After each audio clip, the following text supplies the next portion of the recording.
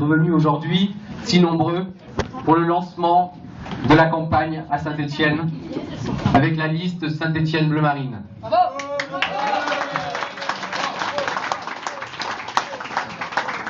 En ce jour du 11 novembre 2013, j'ai le plaisir d'accueillir le président de l'association de l'amicale des anciens légionnaires légionnaires étrangères, de la Légion étrangère.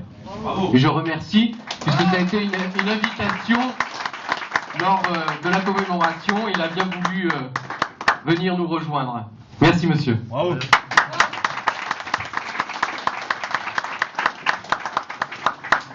Les élections municipales approchent, elles sont pour nous et pour les Français porteuses d'espérance. Toutes les enquêtes nous prédisent des scores historiques. Le Front National a décidé d'aborder ces échéances avec détermination et un grand sens de responsabilité. Je me suis engagé depuis le mois d'avril à constituer une équipe pour pouvoir diriger Saint-Étienne. Chaque compétence d'une municipalité a été attribuée à un responsable dont la profession est en adéquation. Je vais faire cette tâche délicate de me présenter. J'ai 36 ans. Je suis marié et père de 7 enfants. Je suis né à Pessac dans le sud-ouest de la France. J'ai passé mon enfance à voyager au gré des mutations de mon père, employé au casino.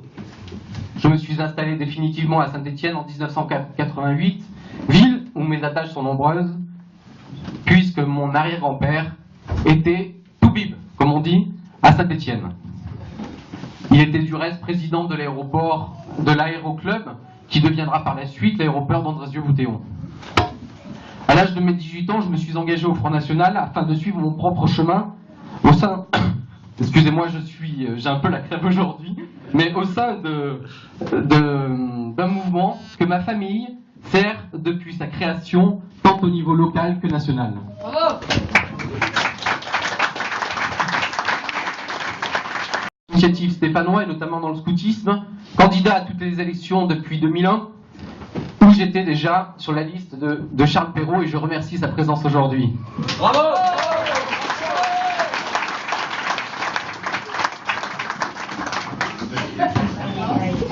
Cette liste verra notamment mon frère aîné Marc de Percave et madame Michèle Braciano parmi les conseillers municipaux Front National.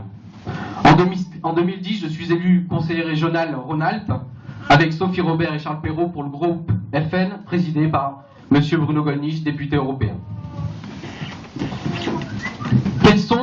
Quelles sont les raisons de mon engagement à Saint-Étienne? J'en ai assez. J'en ai assez de voir Saint-Étienne s'enfoncer, échouer. Je n'en peux plus de voir les Stéphanois, les commerçants, les Stéphanois fuir, les commerçants baisser leurs rideaux, la population crouler sous la dette et sous les impôts. Je ne veux pas de la racaille responsable du climat délétère de notre ville.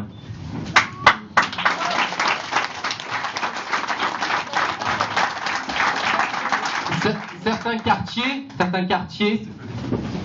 quartiers à Saint-Étienne, et notamment la place Carnot, je citerai celle-ci en exemple, sont devenus des favelas les jours de marché. Stationnement anarchique, insécurité, les riverains sont excédés. Plus grave encore, une partie de la place est devenue un lieu de rendez-vous pour la racaille dont nous connaissons tous l'origine commune. Agressions physiques et verbales, trafic en tout genre, dès la nuit tombée, les actes de délinquance se multiplient. Et c'est pas seulement sur la place Carnot. La liste est longue. L'insalubrité est maintenant au cœur du quotidien des Stéphanois. Les travaux dans le centre-ville ont rendu la cité bruyante, sale et dangereuse pour tous les piétons. Et tout à l'heure, je rappelais aux journalistes qui étaient présents que j'avais fait passer donc un communiqué en mars 2013, un communiqué par rapport effectivement à ce problème des travaux, et j'exposais effectivement la dangerosité de ces travaux. 15 jours après, le communiqué bien sûr n'est pas passé dans la presse, 15 jours après, il y avait juste à côté dans l'angle là de la place d'Orient un brave piéton qui était renversé. Ce communiqué n'est pas passé non plus du reste, hein. J'ai mis en cause le maire, ce communiqué n'est pas passé. L'insalubrité est donc, comme je le disais, au cœur du quotidien des Stéphanois. Les travaux dans le centre-ville ont rendu la cité bruyante pour tous les piétons pendant de nombreuses années et portant par la même occasion un coup de massue à une économie déjà précaire. Mais qui est le responsable? Qui est le responsable? Eh bien, à mon tour, j'accuse Maurice Vincent, maire actuel de Saint-Étienne, et son équipe, quel qu'en soit l'échelon, d'avoir laissé s'installer une concentration excessive de peuplades étrangères. J'accuse Maurice Vincent et le Parti socialiste, responsable de la constitution de quartiers de non-droit, responsable de la constitution de quartiers voués en toute logique à la marginalisation économique, culturelle et morale. J'accuse Maurice Vincent, responsable de l'insécurité croissante à Saint-Étienne. On parle souvent du sentiment d'insécurité, mais ce n'est pas un sentiment. Il y a de l'insécurité. Tout le monde ici a été touché, les proches, la famille, dans le travail, par des agressions physiques, verbales, vous avez notamment, alors actuellement on parle du racisme, mais regardez, je parlais tout à l'heure de la place Carnot, mais vous avez sur les murs « Nique la France ». Ça, c'est pas du racisme. Personne ne dénonce ce racisme-là. Les premiers à souffrir de ces forfaits en tout genre, ce sont les Stéphanois. Une majorité de braves gens, des gens sincères, amoureux de Saint-Étienne. Et nous sommes amoureux de Saint-Étienne. Voilà pourquoi j'ai constitué cette équipe.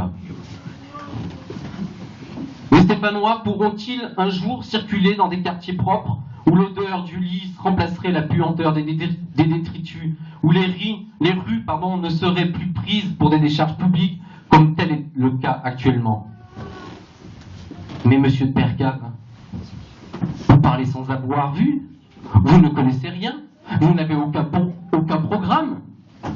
Mais très cher Maurice, comment ne pas faire le rapprochement de la grande érosion de la population stéphanoise avec ce que je viens de citer? Monsieur le maire, nous comprenons la difficulté de succéder à l'ancien maire, monsieur Thiollière. Cependant, les Stéphanois sont déjà victimes de votre laxisme en matière d'emploi, de votre laxisme en matière d'urbanisme, de votre laxisme en matière de transport, de votre laxisme en matière d'insécurité et d'immigration. L'insalubrité ne fait que compléter votre liste déjà bien garnie. Monsieur le maire, vous avez favorisé l'éclosion d'un bon nombre d'associations largement subventionnées qui, proches des quartiers difficiles, ont apporté leur énergie, leur savoir, leur assistance dans un foisonnement de domaines.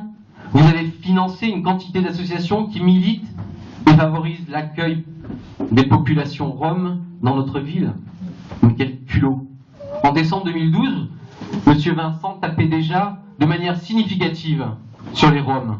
Il en appelait même à l'Union européenne pour favoriser leur intégration dans leur pays d'origine, seule solution réelle à leurs difficultés. Les élus de la Loire font preuve d'une démagogie à la hauteur de leur malhonnêteté. Je renvoie dos à dos l'UMP et le PS sur la politique migratoire et rappelle les conséquences du traité de Lisbonne approuvé par les deux formations communes et qui a permis l'ouverture des frontières européennes à la Bulgarie et à la Roumanie. Avec Saint-Étienne-Bleu-Marine, je ne ferai pas dans la polémique prévisible et bidon. Personne ne doit être dupe de la sincérité des propos tenus par M. Vincent, hypocrite calcul électoraliste dans la pure tradition socialiste. Oui, beaucoup d'argent, notre argent a été dépensé pour ces travaux pharaoniques, pour ces associations communautaristes, pour éliminer aussi la voiture en centre-ville. Pour quel résultat? Le Stéphanois est parti. Il partira, si rien n'est fait. Mais avec Saint-Étienne-Bleu-Marine, c'est eux qui partiront. Car nous arriverons. Quand nous arriverons, ils partiront.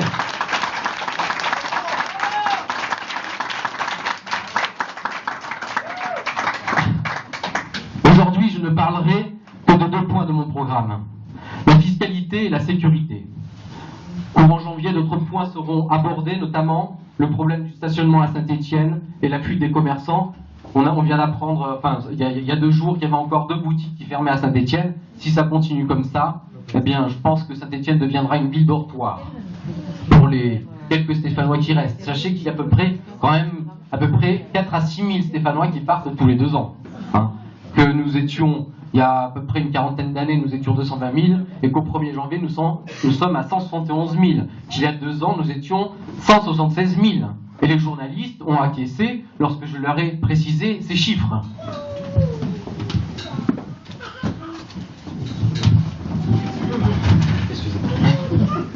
Concernant la sécurité, des mesures sont à prendre le plus rapidement possible.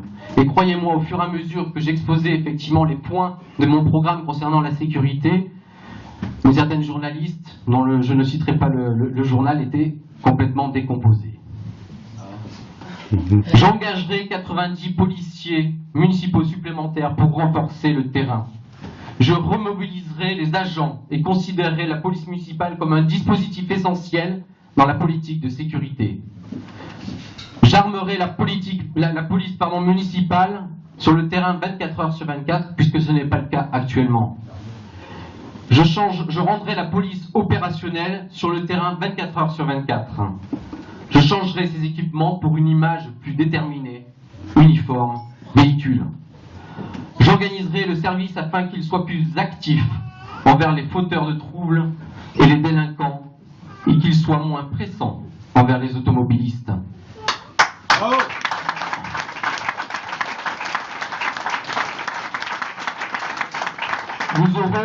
Nous aurons une plus étroite collaboration avec la police nationale.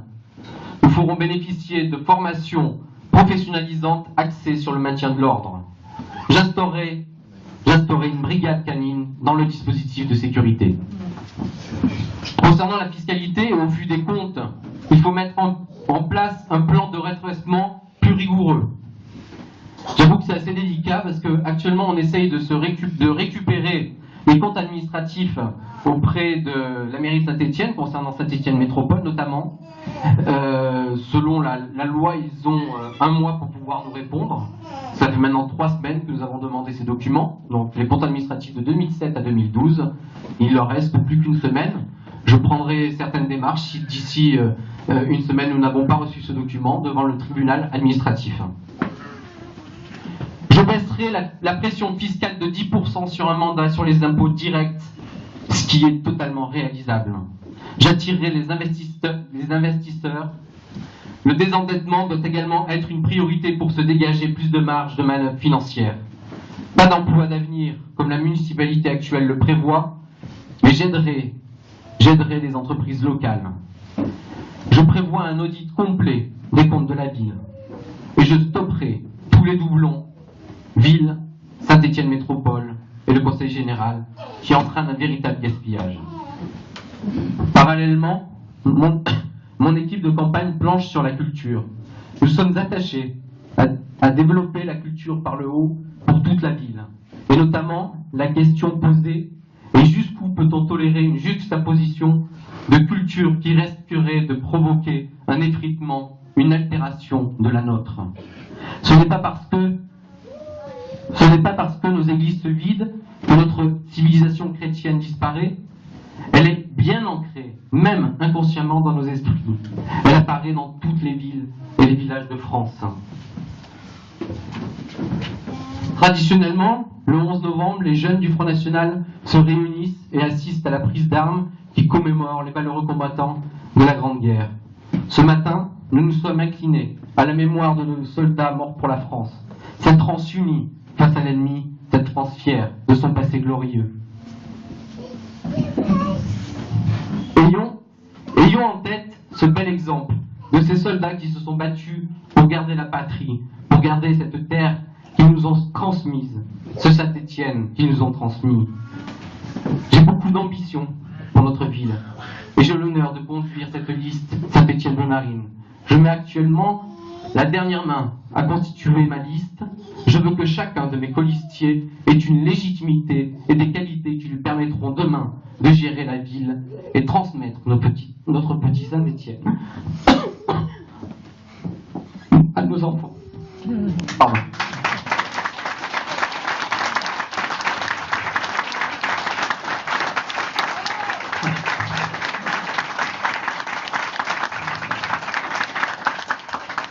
de gérer la ville et de transmettre nos petits Saint-Étienne à nos enfants, bien sûr, nés d'une père et d'une mère.